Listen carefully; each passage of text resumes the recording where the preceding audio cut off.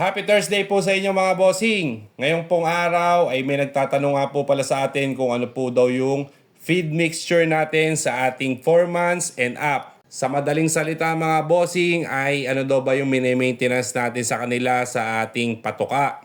Ngayon po ay mga bossing ay explain ko po sa inyo. Saka ito nga po pala bossing, binoise over ko na lang po dahil medyo maingay po sa ating paligid kaya mas mainam na rin to para mas maintindihan nyo.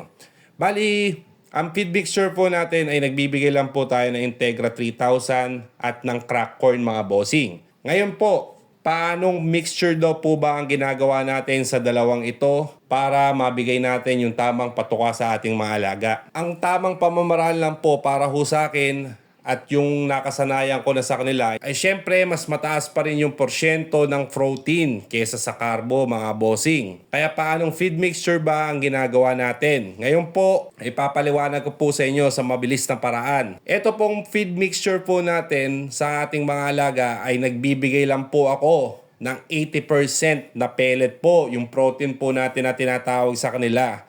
Tapos 20% lang po ng carbo or yung crack corn po nating tinatawag mga bossing dahil mas kailangan po ng ating mga stag ang protein kaysa sa carbo mga bossing. Kaya mas mataas pa rin yung porsyento nating binibigay sa ating pellet kaysa sa ating mga crack corn mga bossing. Mga 80% po sa ating pellet at 20% naman po sa carbo. Makikita nyo po, ganyan lang po yung maging itsura niya. Medyo lutang lang ng konti yung mais niya kaysa sa ating mga protein na binibigay sa kanila.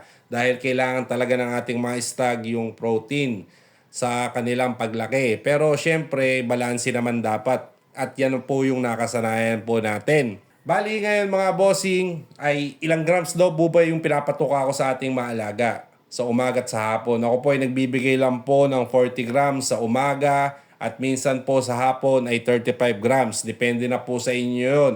At syempre, kailangan din po natin ng tulong na El Toro tablet mga bossing para mas bulto ang katawan ng ating stag at maganda ang hipo at no patch po yan mga bossing. Kaya ganun lang po yung pamamaraan natin sa kanila. At ngayon nga po pala ay iniimbitahan ko nga rin po pala kayo sa darating na 11th IGF Hobby Expo 2025. Ito po ay gaganapin sa February 21 to 23, 2025 at SMX Convention Center Halls 1 to 4, Pasay City.